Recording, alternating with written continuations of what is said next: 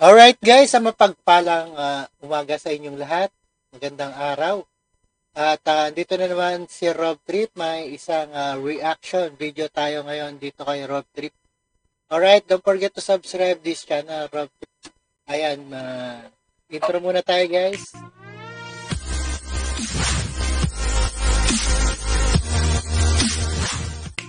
Alright guys, sa magandang araw sa inyong lahat. VP Sara Duterte sinabing handa na ang legal team na inihain ng impeachment complaints laban sa kanya. What?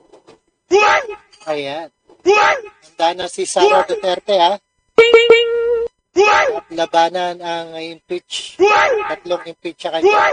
Alright, handa na umano ang dating Pangulong Rodrigo Duterte na tumayo bilang abogado. Ayan, bilang abogado ni VP Sara Duterte sa kinakaharap niyang impeachment complaint. Ayan, isa sa abogado ni VP Sara si Rodrigo Duterte. Naloko na. Ayan, yari na ang mga quadcom neto.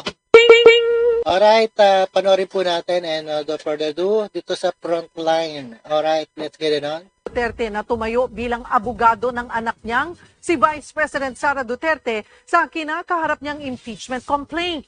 Sinabi ito mismo ng bise na ipinagkibit balikat lang ang mga kinakaharap na kontrobersya. Ayan, kibit balikat lang pero ganyan talaga ang bida. Nagpapabugbog muna sa umpisa, di ba? At sa sunod niyan, yari na. Frontline ng balitang yan, si Bril Montalvo.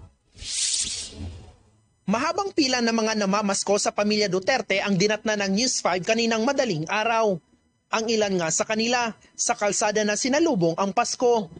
Si Nanay Lolita, nakatulog na sa gilid ng kalsada habang nakapila. Alauna pa lang daw ng madaling araw, pumila na siya.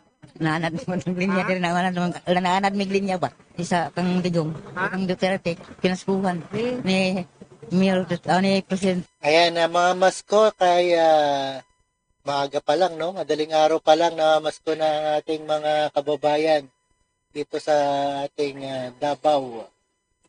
Ni Rodrigo Duterte. So first time mo karon dili. Kadua. Si Miriam na galing pa ng Padada, Davao del Sur. Bit-bit pa ang kanyang anak na 4 na buwang gulang. Alas 12:30, ma'am. Sa umama, ma'am. Alas 12:30 ng gabi. Namamasko. Yes, ma'am. Experience lang kung sa'yo madawat ron. Gidala na ako, ma'am, kay nagpila, nagtsaga lang pila. Halos 3 kilometro ang haba ng pila papunta sa ancestral house ng mga Duterte sa Davao City. Kaya mahigpit ang seguridad sa lugar. Alas 4 ng madaling araw, nag-umpisa ang pamimigay ng pamaskong food packs na may lamang bigas at mga dilata, cash at gift certificate. Mismong sina dating Pangulong Rodrigo Duterte at Vice President Sara Duterte ang nanguna sa pamimigay ng pamaskong ayuda. Nakadawat o pinaskuhan gikan ka, Mayor. Si VP Sara nakipag-selfie pa. Namigay din siya ng mga papremyo sa mga palaro. Higit 25,000 individual ang nabigyan ng pamasko sa taon. Ayan, talagang civil talaga ang Duterte, no? Pag namigay ng kanilang food packs at pamasko.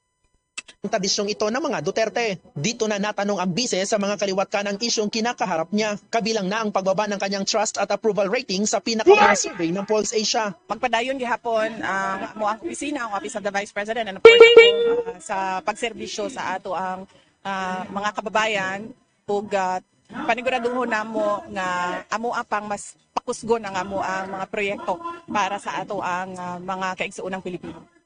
Pagdating naman sa 3 impeachment complaint na inihain laban sa kanya ng Kamara, tiniyak ni VP Sara na nakahanda ang kanyang legal team.